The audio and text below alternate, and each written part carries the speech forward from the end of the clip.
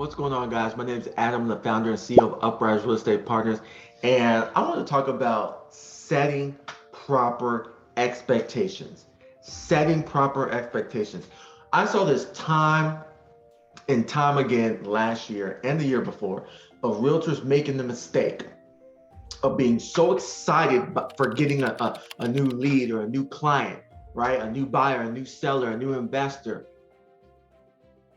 that they were so excited that they failed to or didn't want to set proper expectations with the client. And what ended up happening was they wasted a lot of time working with the client. They didn't end up closing the deal with the client because they didn't set the proper expectations. And another realtor, another agent was able to benefit from their mistakes and close the deal and make the money and have the relationship and look maybe like the hero, right?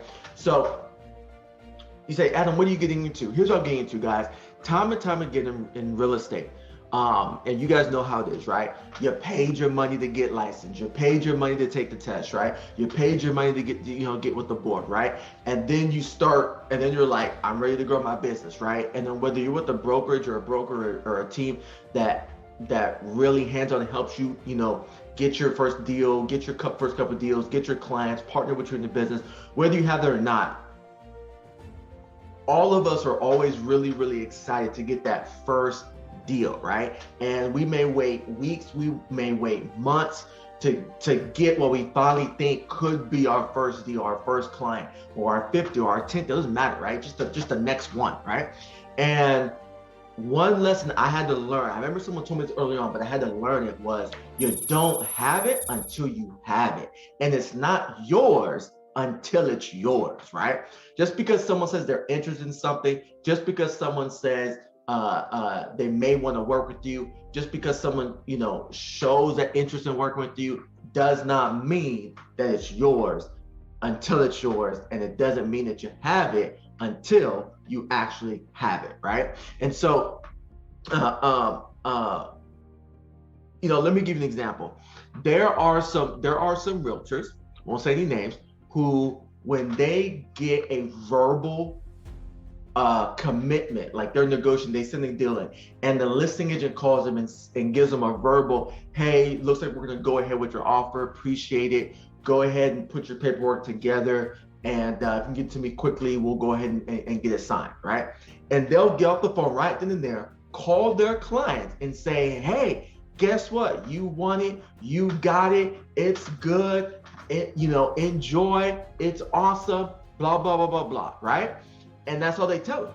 And then they say, well, look, I'm gonna send you guys a contract to sign it whenever, and then we'll move forward, right? And then what ends up happening? What ends up happening is later that night, later next morning, while that agent's still getting signatures, they may get a phone call and say, hey, or an email and say, hey, I'm so sorry, we ended up getting another offer and the seller's gonna go with that one. Or, thank you so much, hey, I just wanna let you know, I'm so sorry, we actually got another offer, and so now we're in a multiple offer situation, highest and best today by 10 or 3 or whatever, right? Now, as the realtor, you gotta call your client and get them ready for the disappointment that when you told them they had it, when they really didn't have it, that they don't have it, right? Or when you told them they had it, when they really didn't have it, then now they gotta fight for it again when they put their hands down and they exhaled, took a deep breath because they thought it was over, right? So setting the proper expectations, especially with the kind of markets that we're in, right? So we had this happen the other day.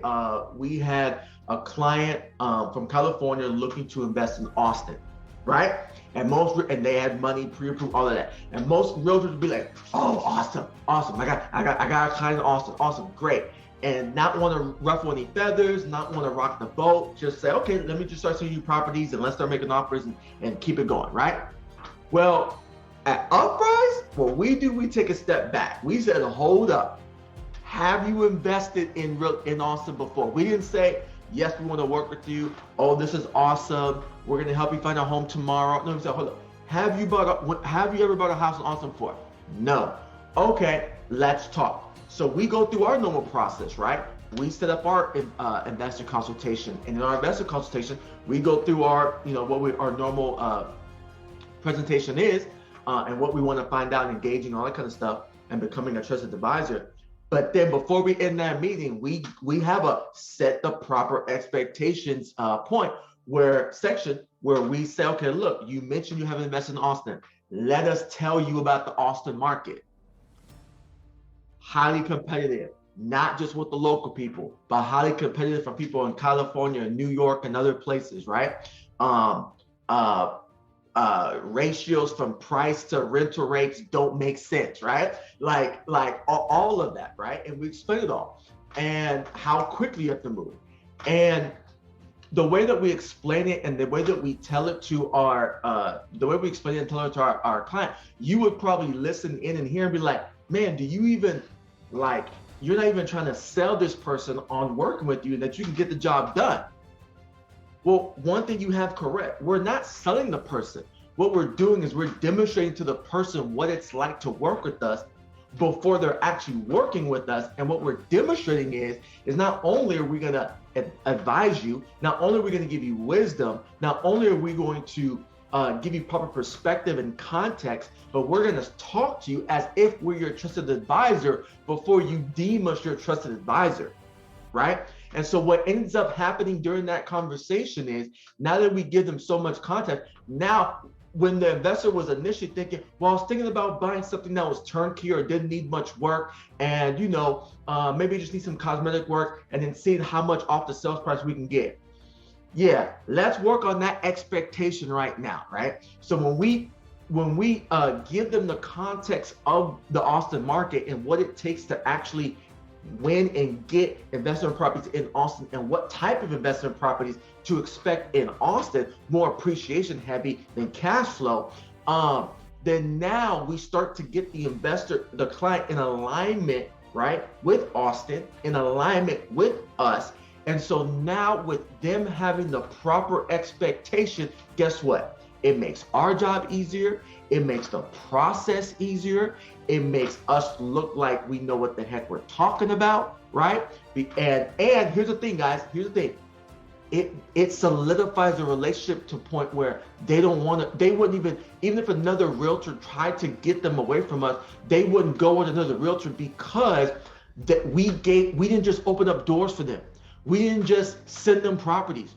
We gave them context, and we advised them like an attorney, a doctor, a CPA, someone would. And so because of that, they're like, oh man, these guys are actually giving me the insight and helping me understand where I need to be at. So I'm gonna work with them, because if I work with Jimmy over here trying to get me to go with him as my realtor, he ain't gonna do all that. He's just gonna throw properties my way, see what happens. I'm probably gonna waste a whole bunch of time, right? So couple of things to remember, especially in 2022, we are going to have, and I know it's gonna sound crazy, unless the floodgates open up with bank properties or bank-owned properties and things of that nature, and unless the market floods with properties of people who are behind on their mortgages and are looking to sell now, we are going to have even lower inventory than we did last year, right? Like we're even going to have even lower inventories projected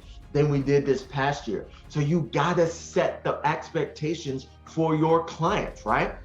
When it comes to making offers, when it comes to making deals, when it comes to deciding if you're going to go with a spec home that's already ready to be a new spec home, new build that should be completed next month, or going with the build from the ground up type home, like setting the expectation that just because the builder told you 6 months doesn't mean it's going to be 6 months, right? Like you got to prepare, it's going to be 8 months, 9 months, right?